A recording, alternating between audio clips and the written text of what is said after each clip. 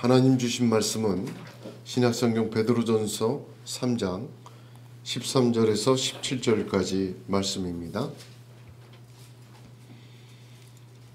지난주에 이어서 두 번째로 이 말씀 함께 나눌 때 우리 주님께서 크신 은혜 주시기를 축복합니다. 교독합니다. 또 너희가 열심으로 선을 행하면 누가 너희를 해하리요.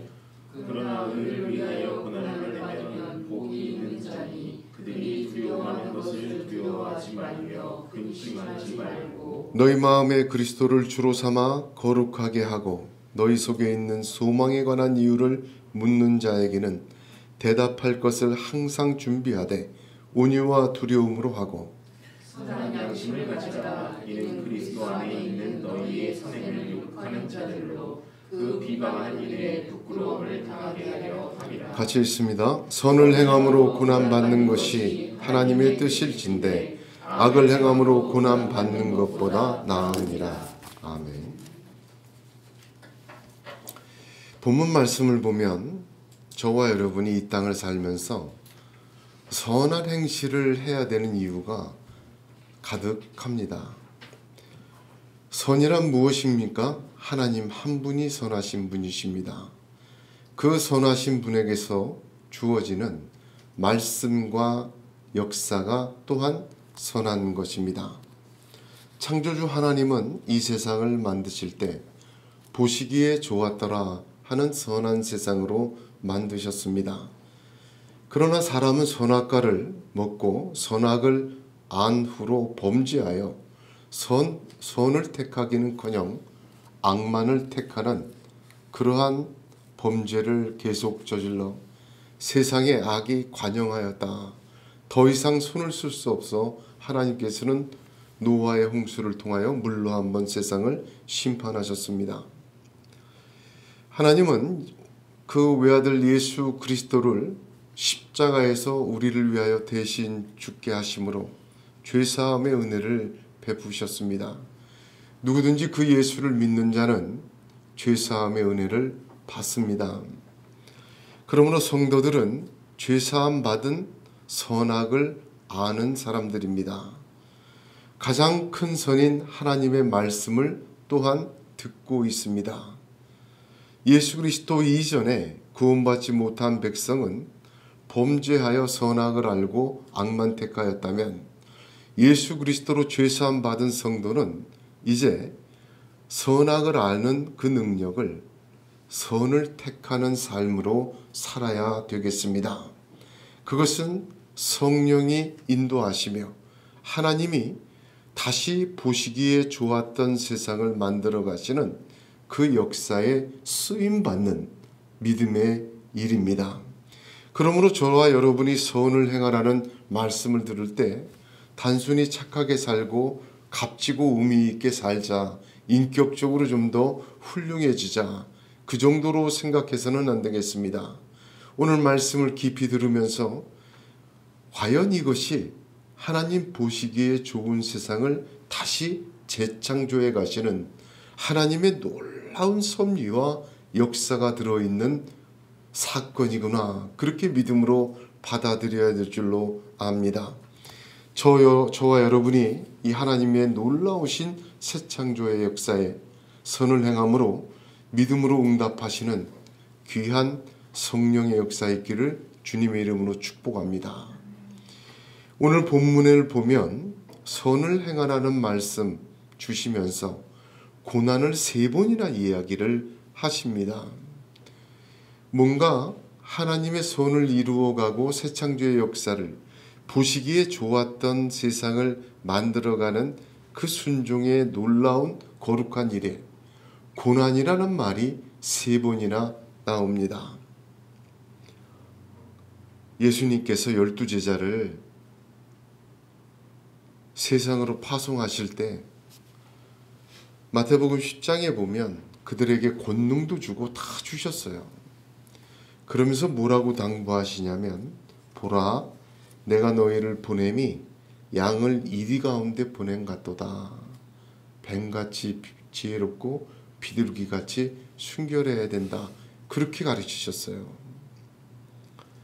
12 제자조차 권능을 주시고 보내시면서 이 세상을 보낼 때 양을 이리 속으로 넣는 것과 같이 그렇게 안타까워하시고 또한 그렇게 당부하셨습니다.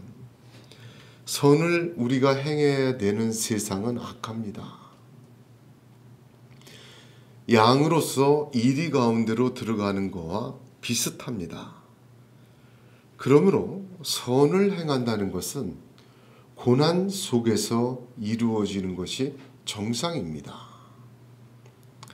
선을 행함으로 악한 세상의 박수와 찬사를 받기 어렵습니다. 어두움의 속성은 안 보이는 것 아닙니까? 거기에 빛이 탁 비추어지면 드러납니다. 우리가 잘 알듯이 어떤 그 레스토랑이나 뭐 이런 데 가면 조명이 좀 어둡잖아요. 어두워서 뭐든지 그 더럽고 뭐 이런 게 잘 안 드러납니다. 근데 커튼을 닫히고 조명을 완전히 밝게 하면 낡고 먼지 쌓이고 이런 것들이 눈에 많이 보여요. 그래서 어두움은 빛을 싫어합니다. 왜냐하면 더러움이 드러나기 때문에. 세상은 악합니다. 그 세상 속에서 하나님이 재창조하시는 선을 행하는 것은 빛을 비추는 것과 같아요. 이렇게 빛이 비춰지면 고마운 게 아니라 자기의 더러움이 악함이 드러나기에 싫어합니다. 예수님은 자기 자신을 빛이라 하셨고 어두운 세상에 빛으로 오셨다 하셨습니다.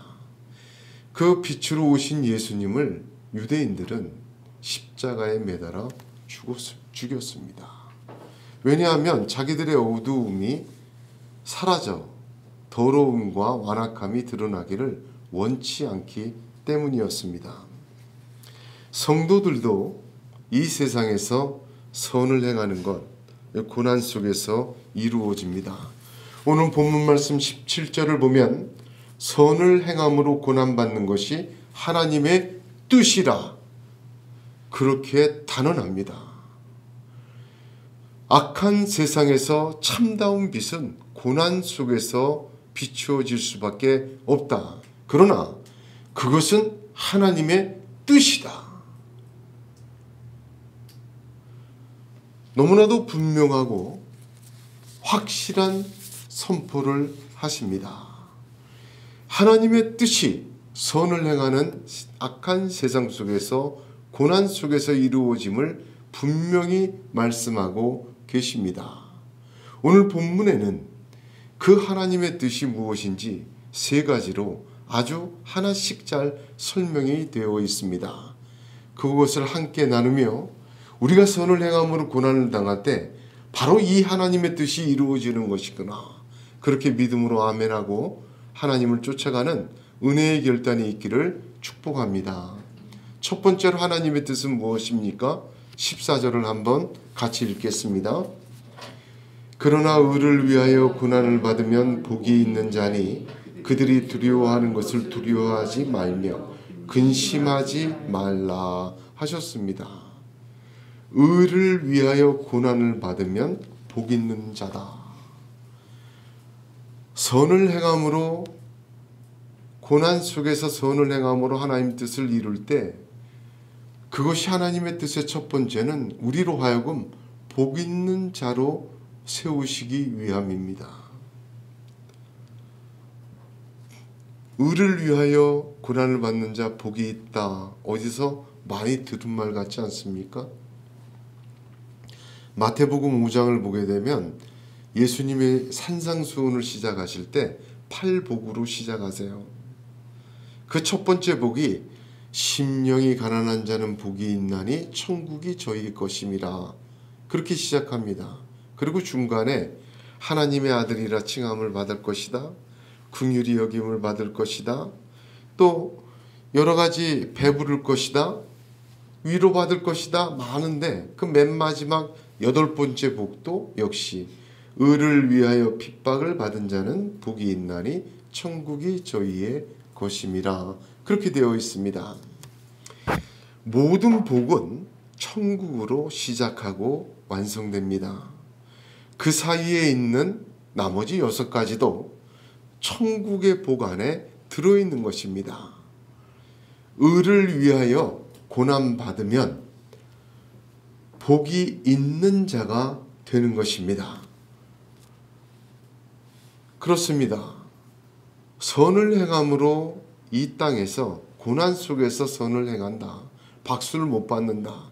선을 행하지만 하나님의 역사를 이루는 데 사용되지만 고난받는다. 그러나 그 속에서 하나님은 우리로 하여금 복 있는 자로 세우신다. 이게 하나님의 뜻입니다. 그들이 두려워하는 것을 두려워하지 말아야 합니다. 근심하지 말라 하였습니다. 이 말씀은 이사야서 8장 12절에서 14절을 그대로 옮긴 말씀입니다. 그들이 두려워하는 것을 너희는 두려워하지 말며 놀라지 말고 만군의 여호와 그를 너희가 거룩하다 하고 그로 너희의 두려워하며 놀랄 자를 삼으라. 그가 거룩한 피할 곳이 되시리라. 할렐루야. 그들이라는 것은 누구입니까?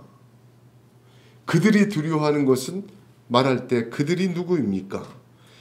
세상의 이치와 세상의 권력과 세상의 힘이 최고라고 하는 사람들입니다. 그들은요, 손해보는 거 싫어해요. 사람들에게 박수 안 받고 사람들에게 질시받고 사람들에게 말을 듣고 사람들의 나쁜 평가에 아주 민감합니다. 핍박당한다는 거, 선을 행하다 고난당하는 거 그들의 생각에는 두려운 일이에요. 뭐하라 좋은 일 하다가 어려움 당해. 또 내가 이렇게 하면 나를 잘했다고 칭찬은 안 해도 이 선의를 갖고 선을 행할 때 나를 얕잡아 보거나 이걸 통해서 나를 더 사기를 치는 거 아니야? 내 것을 더 빼앗아 가는 거 아니야? 근심하게 됩니다. 그건 그들이 근심하는 거예요. 그들이 두려워하는 거예요. 왜? 선을 행할 때 대부분 세상 속에서 악을 당하기 때문에, 어려운 일을 당하기 때문에. 그래서 어떤 사람 보면요, 좋은 일하고도 절대 말하지 마.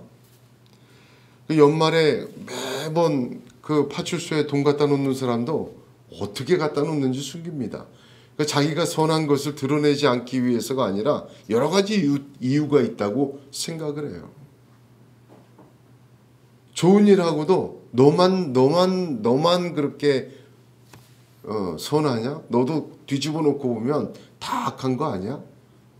비난 쏟아지고 가만 놔두질 않습니다. 진짜 선한 행동을 세상 속에서 하는 사람도 좀처럼 드러나지 않게 하려고 그래요.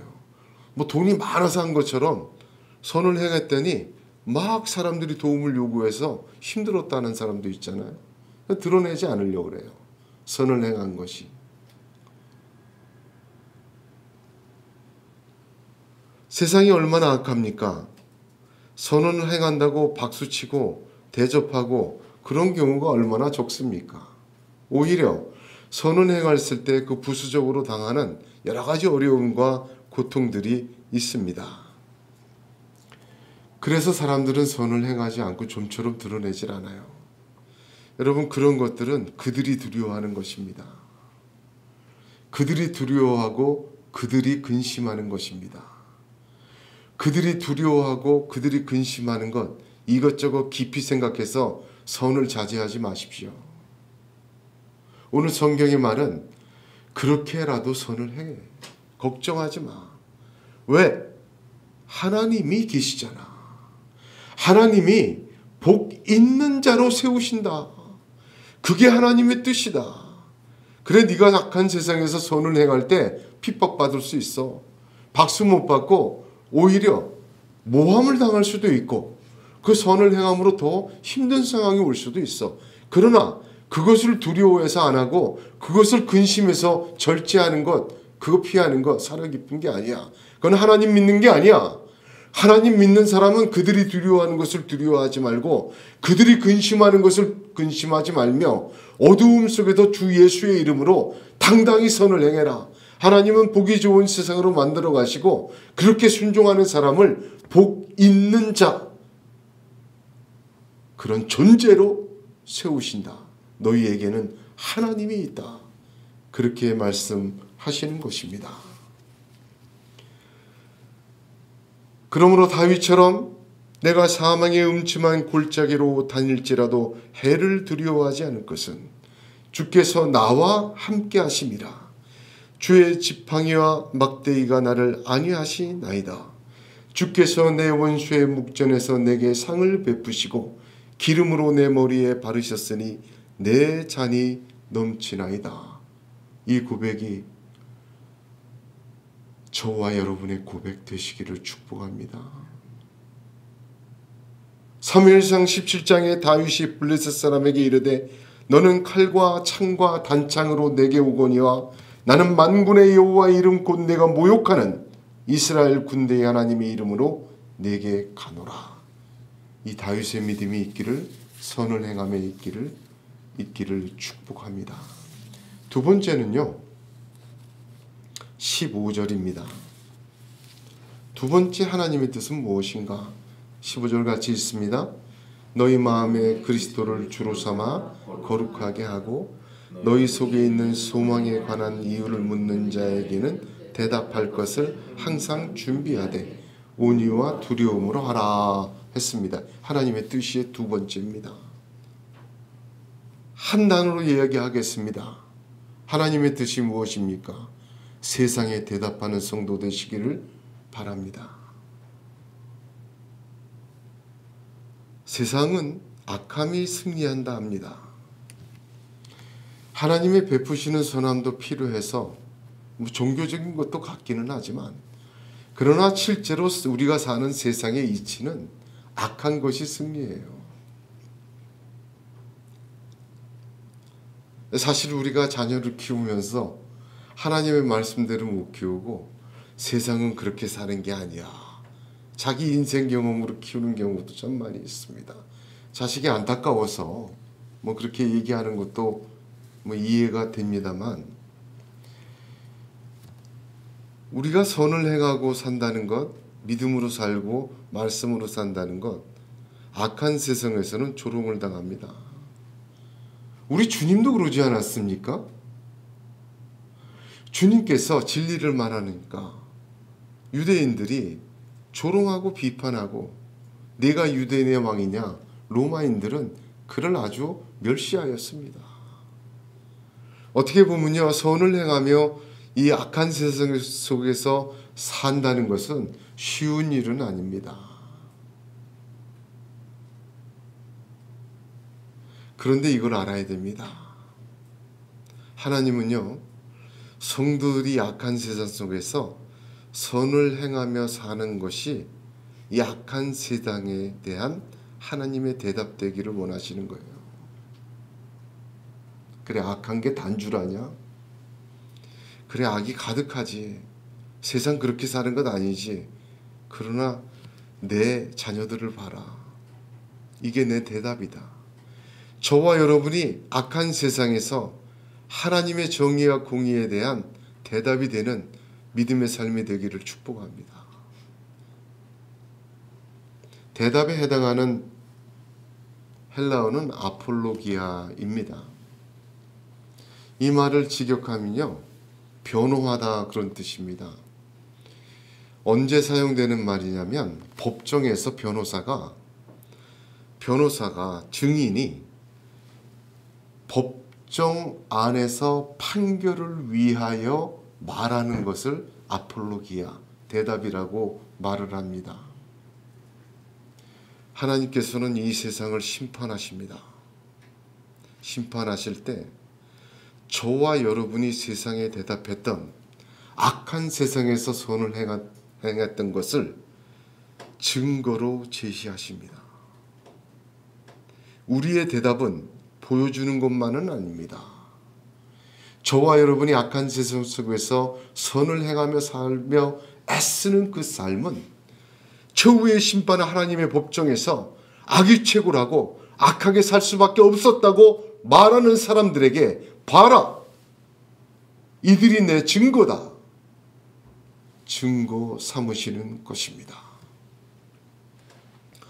소망에 관한 이유를 묻는 자들이라는 누구입니까? 에베소서 2장 12절을 보면 그들이 누군지 분명히 나와 있습니다. 그때 너희는 그리스도 밖에 있었고 이스라엘 나라 밖의 사람이라 약속의 언약들에 대하여 외인이요 세상에서 소망이 없고 하나님도 없는 자이더니. 그런 소망이 없는 자들은 누구냐면 죽으면 그만이지 뭘. 아이, 돈이 최고야. 하나님의 말씀이 맞기는 하고 뭐 좋은 말씀이긴 해도, 그러나 먹고 사는 것이 더 중요하지 않냐. 여러분, 이걸 아셔야 돼요. 창세기를 요즘 다시 구약을 묵상을 시작했는데 말라기 끝나고 창세기 3장에 인간이 타락하고 4장에 보게 되면 가인이 아벨을 쳐 죽이는 살인사건이 나오잖아요. 그 살인사건 후에 가만히 성경을 보면 가인에게 어떤 벌이, 아담에게는 땅이 저주를 받아 종일토록 수고해야 땅이 소산을 너한테 줄 것이다 했는데 아벨을 쳐 죽여서 아벨의 피가 호소하니까 가인에게는 어떤 벌을 주셨냐면 네가 아무리 수고해봐야 땅이 너한테 소산을 안 주리라. 그래서 가인이 유리하는 자가 돼요. 땅의 소산으로 먹고 사는 동물을 칠 수밖에 없었죠. 여러분, 그런 사람이 할 수 있는 유일한 게 뭐냐면 창세기 4장 뒷부분을 보면 악해지는 거예요. 계속 악해집니다. 계속 악해지면서 악해지니까 어떻게 돼요? 폭력이 난무하니까 막 죽이고 죽어요. 그걸 막기 위해서 성을 쌓기 시작해요. 처음 가인이 성을 쌓고 에녹이라고 이름을 붙이더라. 그리고 성 쌓는 역사가 바벨탑까지 이어지게 됩니다. 이거 중요한 얘기예요. 그들에겐 소망이 없어요. 왜? 땅이 소산을 안 주기 때문에. 이 땅을 살면서 가인처럼 사는 사람이 있습니다. 죽으면 그만이지 말이야. 내가 예수 믿고 말씀대로 선하게 하나님 말씀대로 하나님의 나라의 역사에 쓰임받고, 그거 참 내가 살기도 빡빡하고 지금 지내기도 그게 무슨 소용이야. 여러분, 믿음으로 사는 게 아닙니다. 교회도 보면 마찬가지예요. 우리 신앙도 마찬가지입니다. 여러분, 두 가지는 못 가져요.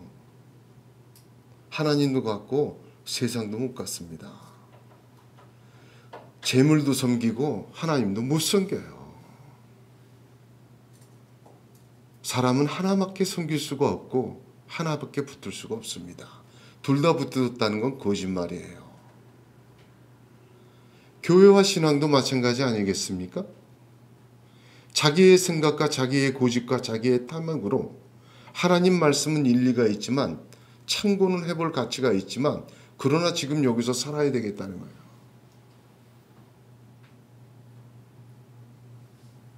누리며 적당히 악을 용납해가며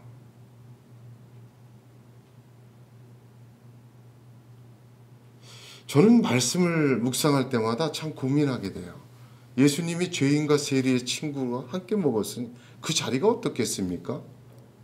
아직 변화도 안 된 죄인과 세리들이 예수님한테 같이 포도주 마시면서 자기들의 그 악을 막 냈을 거 아니에요?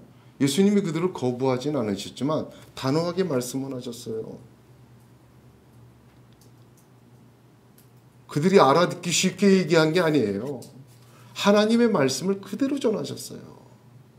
그런 그들에게 천국도 심판도 하나님의 다가오는 성경에 그렇게 기록이 되었고 우리를 구원해서 우리가 주님이라고 고백하는 예수님이 내가 다시 온다고 약속을 하셨는데 동화 속의 이야기로 치부하는 사람들이 참 많이 있습니다. 그건 그거고 이건 이거다라고 말하는 사람들이 있어요. 그건 믿음으로 사는 것이 아니죠.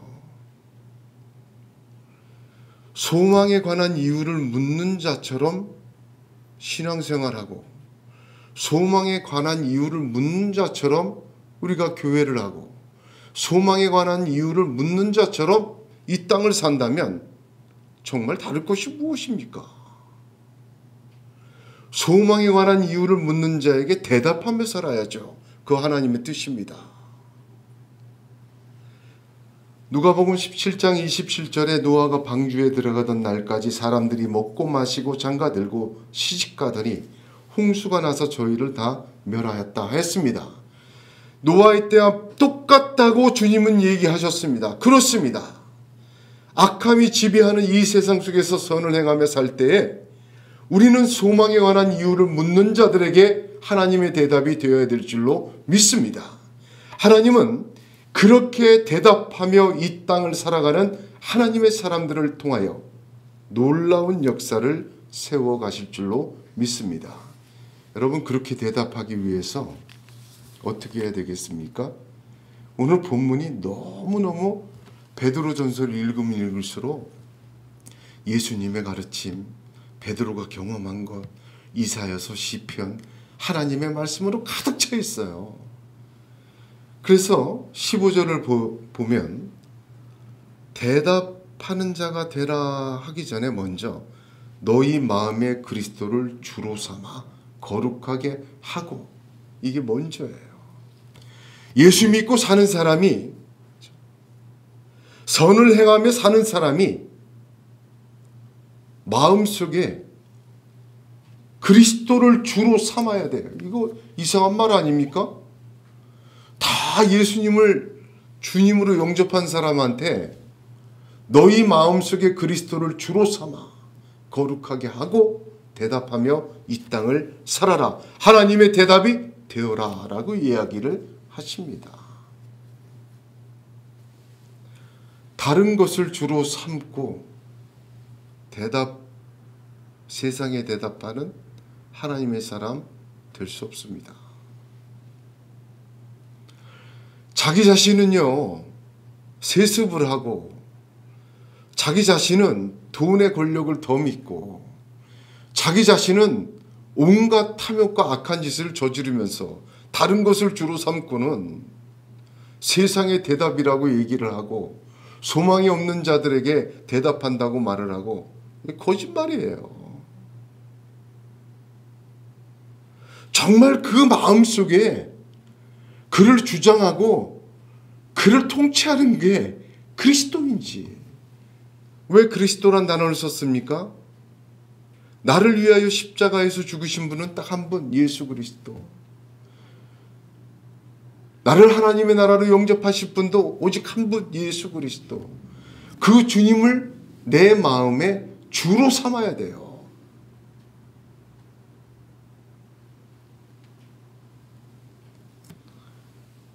요즘 다니다 보면 뭐 전철이나 버스 안에 나이가 있든 연세가 있든 없든 전부 다 핸드폰 속에서 유튜브를 듭니다.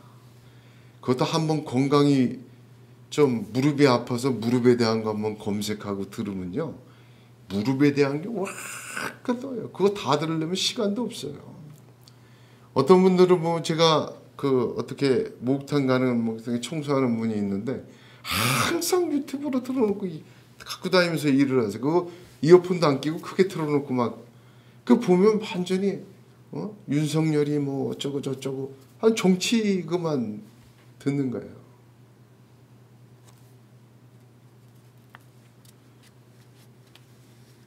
맞는 얘기도 참 많이 있지만 유튜브가 나의 주를 삼아서는 안 되겠죠. 사람들의 생각과 사람들의 풍습과 세상 풍조가 나의 주가 되어서는 안 됩니다. 사람들의 박수와 사람들의 인정과 눈에 보이는 보상이 나를 움직이는 힘이 되어서는 안 됩니다. 오직 나를 구원하신 그리스도를 주로 삼아야 합니다. 나를 위해 죽으시고 나를 부활의 역사까지 이루실 분은 예수 그리스도 오직 한 분뿐이시며 나를 천국에서 맞아주실 유일한 분 예수 그리스도이시며 나를 진정으로 치료하시고 위로하시고 이끌어주시고 세워주실 분 오직 한 분 예수 그리스도요. 나를 위해서 자기 몸을 버리신 분도 오직 한 분 예수 그리스도시요. 나를 사랑해서 죽기까지 나를 사랑함을 증명하신 분도 오직 예수 그리스도이십니다. 그리스도를 주로 삼고 세상의 대답이 되는 것이 두 번째 하나님의 뜻입니다. 선을 행함으로 왜 고난을 받습니까? 하나님의 대답되는 것입니다. 세 번째로 오늘 말씀의 16절 같이 읽겠습니다. 선한 양심을 가지라. 이는 그리스도 안에 있는 너희의 선행을 욕하는 자들로 그 비방하는 일에 부끄러움을 당하게 하려 함이라. 이게 세 번째 하나님의 뜻이에요. 왜 우리가 악한 세상에서 선을 행해야 되느냐? 하나님 보시기에 좋은 세상 만들어 가심에도 불구하고 이 세상에 선을 욕하는 자, 그 비방하는 일에 부끄러움을 당하게 하려고 저와 여러분들이 악한 세상에서 선을 행하라 하신 것입니다. 부끄럽다는 말은요, 이 말의 뜻은 어떤 뜻이냐면 창피당하다는 뜻 정도가 아니에요. 이 단어의 뜻은 적에게 패하여 자신의 운명이 적의 자비에 달려있는 상태를 의미합니다. 처분만 바라는 거예요. 자기 자신이 아무것도 못해요. 아니 서로 죽이며 죽이고 싸우다가 완전히 져가지고 포로가 됐어요. 무장하게 돼가고 적군의 장수 앞에 있어요. 적군의 장수는 자기의 부하와 자기의 친족일 수도 있죠. 수족 같은 사람을 잃었어요. 그 사람 때문에. 그럼 엎드려서 뭐 해야 되겠어요? 처분만 바라죠. 자비만 구하지 않으면 죽는 거죠. 자기만 죽으면 끝이 아니라 자기 집안 전체를 다 멸족을 시켜버리잖아요. 부끄러움을 당하게 하리라. 그 말은요, 패한 사람이 승자 앞에서 자비만 구하고 있는 상태를 이야기합니다. 여러분, 성경에 이르되 누구든지 저를 믿는 자는 부끄러움을 당하지 아니하리라 하셨잖아요. 로마서 10장 11절. 여러분, 그 단어가 이 단어예요. 저를 믿는 자요. 예수 믿고 구원받는 것 떠나서 아까 말한 대로 나를 위해 죽은 분도 한 분이고 나를 천국에서 영접할 분도 한 분이며 나를 천국에서 맞을 분도 한 분이에요. 그분을 주로 삼아 사는 자 부끄러움 당하지 않습니다. 절대로 패하지 않습니다. 적에게 내 운명을 맡기지 않습니다. 그 적 앞에 자비를 구하지 않습니다.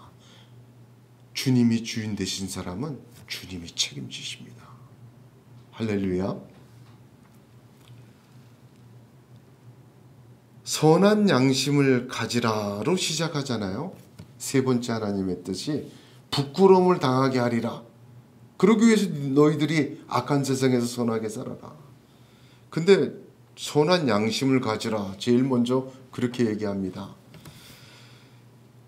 가지라는 말은 가지라. 이 단어를 설명하면요, 잉태하다 그 뜻이에요. 특별한 뜻을 꼭 쥐어잡다. 잉태하다 그런 뜻이에요. 그러니까 선한 양심은 주어지는 게 아닙니다. 내가 잉태하고 붙드는 거예요. 아멘. 선한 양심은 주어지는 게 아니에요. 왜? 양심이라는 것은요, 제가 간단하게 설명할게요. 저는 하루를 책을 봤습니다. 이 선한 양심 때문에. 간단하게 설명하면 양심은 하나님이 우리를 만드실 때 우리 속에 부여하신 마음의 기능이에요. 양심이라는 것은 기능이에요. 분별할 수 있는 기능이에요. 선악을 알게 하는 거하고 다른 거예요. 양심은 그런 기능인데 양심은 두 가지 빛에 의하여 작동합니다. 하나는 이성의 빛에 의하여 작동해요. 그래서 예수를 믿지 않는 사람들도 배우고 깨닫고 가르치잖아요. 야, 이게 뭐 좋은 건지 나쁜 건지 그거 모르다가도 아이들이 밥 먹을 때 밥상머리부터 교육하지 않습니까? 이성에 의한 양심에 비춰주는 거예요. 도덕이라고도 하고요. 윤리라고도 얘기를 해요. 그래서 어려서부터 밥상머리 교육부터 시작해서 자연스럽게 이 양심의 기능이 사람들이 좋고 나쁨에 대한 이야기로 학습되어서 빛을 비춰줍니다. 그래서 양심이 그렇게 작동을 해요. 이성의 빛에 의해서. 그런데 그것만 의해서 작동되는 게 아닙니다. 양심은요, 하나님이 만드신 기능이라고 했잖아요. 하나님의 말씀에 의해서 작동돼요. 자세하게 설명하기는 좀 어렵습니다. 시간이 너무 많이 가서. 하나님의 말씀으로 비춰줘요. 그래서 작동하는 양심은요, 그 양심은 성경에서 많이 기록되고 강조되어 있어요. 선한 양심을 가져라. 그래서 이 말은 무슨 뜻이냐면, 선하다는 것은 한 분 하나님이 선하고 선하신 하나님에게서 나온 말씀이 선해요.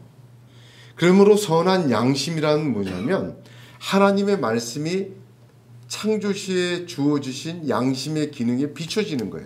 이성의 빛 말고 하나님의 말씀으로 계속 은혜 주시고 깨닫게 하시고 감동 주시고 그렇게 깨닫게 하고 알고 살아갈 때에 그 선한 양심을 잊어버리지 말아라. 그 선한 양심을 잉태하고 있어라. 그 선한 양심을 꼭 쥐고 있어라. 이성의 빛으로 비춰지는 선한 양심보다 더 위대한 진리의 빛으로 비춰지는 선한 양심이기에 그 양심은 하나님의 뜻을 이룰 뿐만 아니라 그 양심을 가지고 사는 선을 행하는 자 어떻습니까? 욕하고 비방하는 자를 부끄러움 당하게 만듭니다. 그런데 우리가 세상을 살면서 이 선한 양심은 이 시커먼 천으로 좀 덮어놓기를 원해요. 자꾸 작동하면 좀 불편한 것 같고 억울한 것 같고 손해보는 것 같아요. 이거 의심도 들어요. 내가 이렇게 따라서 살고 선한 대로 품고 차라리 모르면 좋았을 텐데 말이죠. 이게 자꾸 작동을 하니까 미치겠는 거예요. 그걸 외면합니다. 덮어버려요. 놓아버려요. 정말 이렇게 해서 될까 말이죠. 성령께서 비추어 주시는 것은 맞는데 그렇게 선한 행실로 살아가는 것이 욕하고 비방하는 자들의 조롱과 수치를 당해요. 계속해서 조롱과 수치를 당하면 그저 사람이 헷가닥합니다. 이거 계속 가야 돼 이거? 실제로 하다 보니까 어떤 날달걀로 바위치기식으로 예수 안에 있는 선한을 행하는 것은 불가능해 보이는 세상으로 아주 인식이 되어버려요. 그렇게 하려는 자기 자신도 되돌아보니까 원수를 사랑하기까지 내가 할 수 있을까? 지극히 작은 자에게 한 것이 내게 한 것이라고 하셨는데 나는 지극히 작은 자 그렇게 못하는데 자기의 부족함도 느낄 뿐만 아니라 세상의 철벽과 같은 욕하고 비방하는 자, 야 그러고 살아봐야 되냐? 제가 성전 건축을 한번 해봤는데 성전 건축하다 정말 많이 당했어요.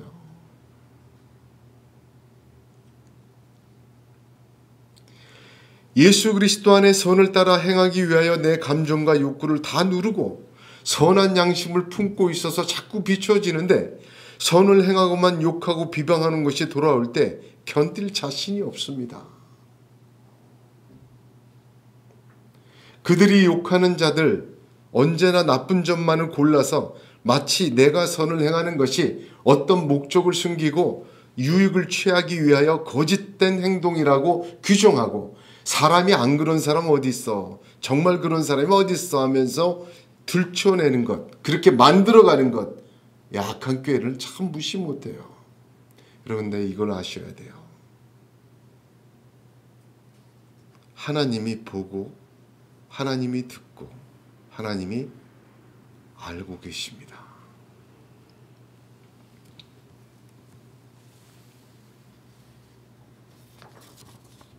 제가 지난주에 너무너무 은혜를 받아서 함께 일주일 내내, 원래 시편 5편씩 기도하는데 2주는 20편만 기도했어요. 시편 69편,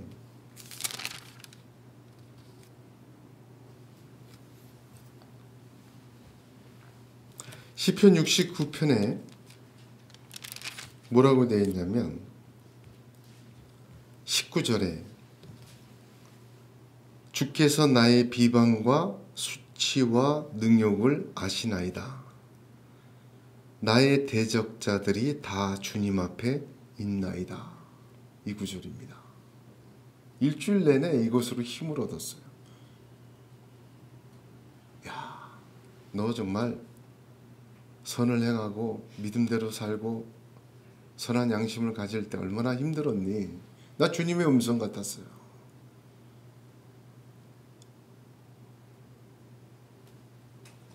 비방과 수치와 능욕을 주께서 아십니다. 나의 대적자들이 다 주님 앞에 있나이다.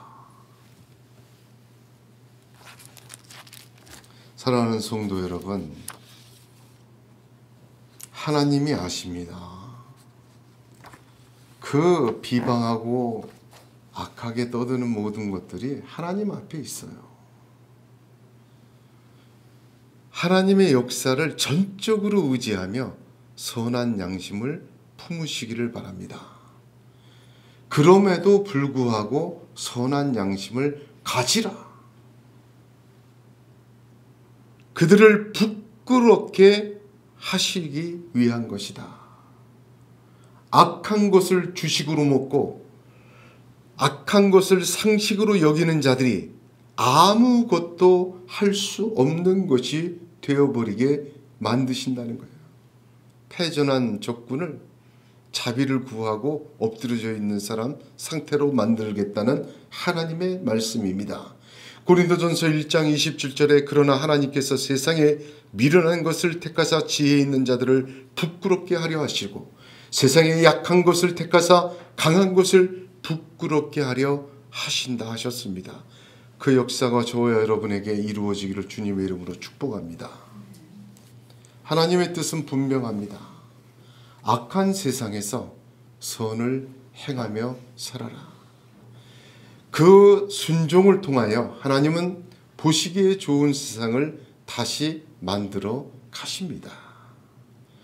그 속에서 하나님은 우리에게 하나님의 뜻을 이루시는데 선을 행함으로 고통을 당하지만 하나님은 복이 있는 자로 우리를 만드시고 그 악한 세상에 대답이 되게 하시며 결국 그들이 부끄러움을 당하게 하시는 뜻이 들어 있습니다.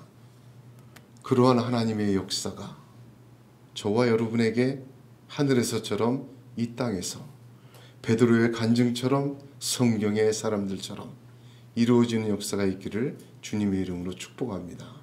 기도하겠습니다.